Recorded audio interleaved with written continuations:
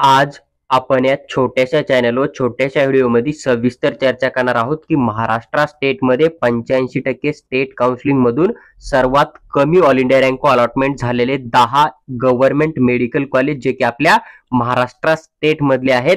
तर ते कोणते कॉलेज आहेत त्यांचे नाव मी तुमच्याबरोबर शेअर करत आहे.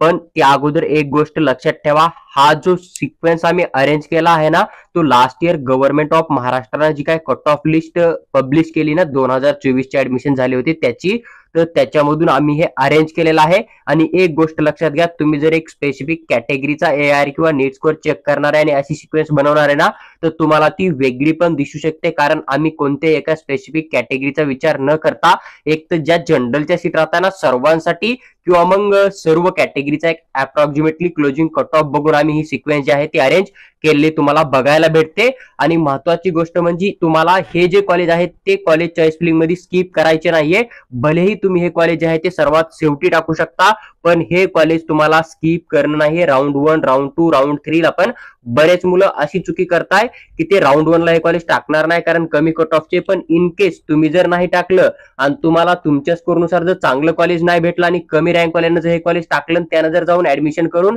सीट बुक केली, तर तुम्हाला मग सेकंड थर्ड राऊंडला कुठल्याही प्रकारे सीट अलॉटमेंट होणार नाही. ही पण गोष्ट लक्षात घ्या. कारण तुम्ही जर एखादं कॉलेज नाही टाकलं, तुम्ही जे कॉलेज टाकले ते तुम्हाला नाही भेटलं आणि त्या तुमच्या छोट्याशा चुकीमुळे खाल्ल्या विद्यार्थ्यांना कमी स्कोर कॉलेज टाकून जर ते कॉलेज बुक केलं ना, तर राऊंड 2 किंवा राऊंड 3 ला ती सीट वॅकेंट येत नाही. आणि ती सीट जर वॅकेंट नाही आली तर मग तुम्हाला किती पण जास्त स्कोर असला तरी कॉलेज अलॉटमेंट होत नाही. ही चूक बरेच मुलं करतात. त्यामुळे तुम्ही कुठल्याही प्रकारे जे आहे ते चॉईस फिलिंग मध्ये अशी चूक करू नका, जेणेकरून की तुमचं एक वर्ष वेस्ट जाईल चांगला रँक आलेला असून पण. ही सर्वात महत्वाची बातमी होती जी की मी तुमच्याबरोबर सर्वात अगोदर शेअर केलेली आहे. त्यानंतर अजून एक गोष्ट लक्षात ठेवा, ह्या लिस्टमध्ये फक्त 3 कॉलेज असे जे की जुने कॉलेज आहेत आणि ज्यांचा की कट ऑफ कमी गेलेला आहे. बाकी जेवढे कॉलेज आहेत 6 ते 7 कॉलेज ते पूर्णच्या पूर्ण लास्ट इयर परमिशन झालेले आहेत आणि विदर्भामधले होते म्हणून त्यांचा सर्वात कमी कट ऑफ तुम्हाला बघायला मिळतोय.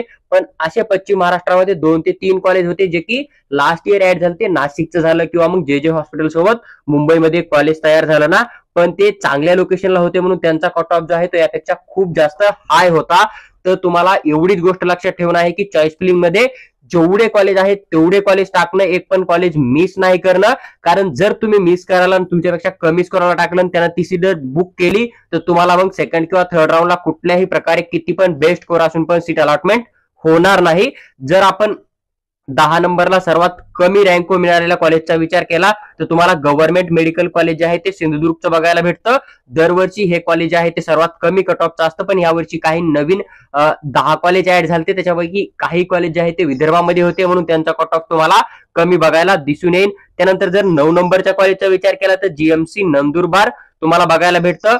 8 नंबरच्या कॉलेजचा जर आपण विचार केला तर जीएमसी गोंदिया हे कॉलेज तुम्हाला बघायला भेटेल. आणि हे 3 कॉलेज जे आहेत ते जुने कॉलेज आहेत जे की या ठिकाणी कमी कट ऑफचे आहेत. बाकी जे कॉलेज तुम्हाला दिसतील ते नवीन बनलेले कॉलेज आहेत, त्यामुळे त्यांचा कट ऑफ जो आहे तो सर्वात कमी होता. फक्त एक्सेप्शन मध्ये जे पश्चिम महाराष्ट्रात नवीन कॉलेज चालू झाले ना लास्ट इयरला, त्यांचा कट ऑफ जो आहे तो लो कट ऑफ पेक्षा खूप जास्त हाय तुम्हाला बघायला भेटतो. किंवा काही असे कॉलेज आहेत जे की राज्यामध्ये चांगले रँकिंग येते, चांगले जुने कॉलेज आहेत, पण लोकेशनमुळे त्या कॉलेजचा कट ऑफ जे आहे तो तुम्हाला खूप जास्त हाय पण बघायला मिळतो. त्यानंतर जर आपण 7 नंबरच्या कॉलेजचा विचार केला तर जीएमसी अमरावती तुम्हाला बघायला भेटेल.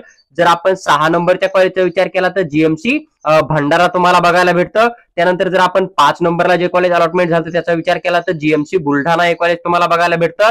4 नंबरच्या कॉलेजचा विचार केला तर जीएमसी वाशिम हे जे कॉलेज आहे ते लास्ट इयरला अलॉटमेंट झालेलं होतं. त्यानंतर जर आपण 3 नंबरच्या कॉलेजचा विचार केला तर जीएमसी हिंगोलीमध्ये अलॉटमेंट झालेलं होतं. आणि जे राज्यातून सर्वात कमी कट ऑफ 2 नंबरला कॉलेज होतं ते जीएमसी जालना तुम्हाला बघायला भेटेल, गव्हर्नमेंट मेडिकल कॉलेज जालना मधलं. आणि जे लास्ट इयरला सर्वात कमी रँको सीट अलॉटमेंट झालेलं कॉलेज होतं ना, तर ते कॉलेज तुम्हाला जीएमसी गडचिरोली हे कॉलेज बघायला भेटेल.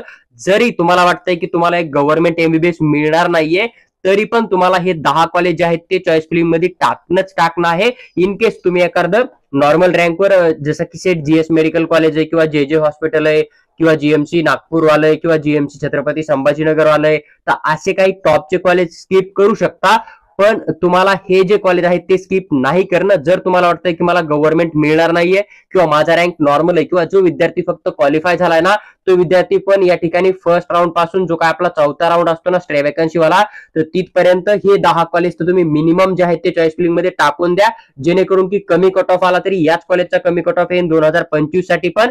आणि हे कॉलेज जे आहे ते तुम्हाला इन केस कोणी नाही अप्लाय केलं तर अलॉटमेंट होण्याची संधी मिळू शकते. आणि जे काय तुम्हाला अलॉटमेंट होणार आहे ते तुम्हाला चॉईस फिलिंग कशी केली जाते विद्यार्थ्यांनी आणि कोणत्या रँकवाला विद्यार्थी कोणतं कॉलेज डालतो यानुसार तुम्हाला अलॉटमेंट होतं. ही पण गोष्ट तुम्हाला लक्षात ठेवणं आहे. जसं की मी तुम्हाला एक्सप्लेन केलं, एखादा विद्यार्थी खूप जास्त रँकवर आहे, जसं की त्याचा रँक जो आहे तो 30,000 आहे, पण त्यानं समजा हे कॉलेज नाहीच टाकले आणि त्यानं टॉपचेच कॉलेज टाकले, आणि एखादा विद्यार्थी जो की 60,000वर आहे त्यानं जर समजा हे कॉलेज टाकले तर इन केस त्या विद्यार्थ्यानं टाकलं नव्हतं म्हणून ह्या विद्यार्थ्याला पण हे अलॉटमेंट होऊ शकतात. जर त्या विद्यार्थ्यानं कमी रँकवाल्यानं कॉलेज बुक केलं तर मग जास्त रँकवाल्यानं किती पण जास्त स्कोर असून सेकंड थर्ड राऊंडला अप्लाय केलं तरी त्या विद्यार्थ्याला ते अलॉटमेंट होत नाहीये, कारण ती सीट त्या ठिकाणी सेकंड किंवा थर्ड राऊंड साठी वॅकेंट येतच नाहीये. आणि एमबीबीएस डिग्रीसाठी खास करून लक्षात ठेवायचं आहे की 99% जागा ज्या आहेत ते तुमच्या राऊंड 1 मध्येच बुक होतील. आणि बाकी जर कोणी बेटरमेंट होऊन एम्स मध्ये गेला, जिपमर मध्ये गेला किंवा आर्म कॉलेजमध्ये गेला ना, तर त्याच्या ज्या उरलेल्या जागा आहेत किंवा एखादा डॉक्युमेंट व्हेरिफिकेशन मध्ये आउट झाला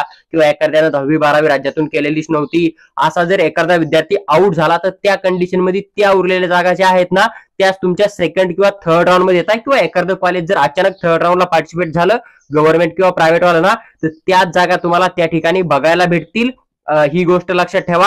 त्यामुळे तुम्हाला चॉईस फिलिंग करताना खूप जास्त विचारपूर्वक करणं आहे. आणि तुमच्या 100% जागा ज्या आहेत त्या राऊंड 1 मध्येच कंप्लीट होत आहे. फक्त अपग्रेड होऊन जे विद्यार्थी आउट झाले किंवा डॉक्युमेंट व्हेरिफिकेशन मध्ये आउट झाले ना, तर त्यांच्या सीट ज्या आहेत त्या सेकंड किंवा थर्ड राऊंडला येत आहे. त्याच्यामुळे तुम्हाला सेकंड थर्ड राऊंड किंवा स्टे वॅकन्सी राऊंडच्या भरोशावर बसणं नाहीये.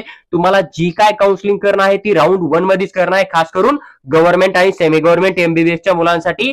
ही गोष्ट लक्षात ठेवा. बाकी बीएमएस बीएचएमएस ला तुम्ही थोडं फर्स्ट राऊंडला वेगळे कॉलेज टाकले, सेकंड राऊंडला परत ऍड केले, थर्ड राऊंडला परत ऍड केले ना, असं पण जमू शकतं. पण एमबीबीएस साठी अशी रिस्क जर तुम्ही घेतली तर सर्वात मोठी जी चूक आहे ती तुमच्या ठिकाणी तुम्हाला नंतर ज्यावेळेस राऊंड 1 चा रिझल्ट लागला आणि राऊंड 2 चा सीट मॅट्रिक्स येईल ना त्यावेळेस तुम्हाला दिसून येईल.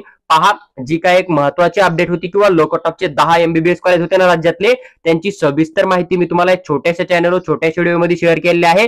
तुम्हाला जर व्हिडिओ आवडला असेल तर लाईक करा आणि चॅनलला सबस्क्राईब करून आमच्यासोबत जोडून राहा, जेणेकरून फ्युचरमध्ये महाराष्ट्र स्टेटची स्टेट काउन्सिलिंग असेल किंवा ऑल इंडिया कोट्याची काउन्सिलिंग करून तुम्ही कोणत्याही राज्यामध्ये किंवा बाहेर देशामध्ये जरी ऍडमिशन करायचा विचार करत आहात तरी त्याच्याबद्दल सविस्तर माहिती आम्ही या छोट्याशा चॅनलवर नक्की शेअर करू. त्याचबरोबर जर तुम्हाला आमची पेड काउन्सिलिंग जॉईन करायची असेल तर तुम्ही आम्हाला व्हॉट्सअपवर मेसेज टाका, आम्ही तुम्हाला पेड काउन्सिलिंग बद्दल सविस्तर माहिती शेअर करू. आणि तुम्हाला कोणत्या ठिकाणी ऍडमिशन करण्यासाठी किती फीस लागते, किती कट ऑफ लागतो, काउन्सिलिंग कशी करायची, कोणत्या वेबसाईट मधून करायची असते, रूल्स काय असतात, तुमचा ऍप्लिकेशन फॉर्म कसा भरायचा, किंवा मग तो स्टेट काउन्सिलिंगचा ऑल इंडियाचा ऍप्लिकेशन फॉर्म आम्ही स्वतः भरतो, चॉईस फिलिंग पण आम्ही स्वतः करतो. तुम्हाला एक चांगल्या कॉलेजची टॉप रँक नुसार लिस्ट पण देतो.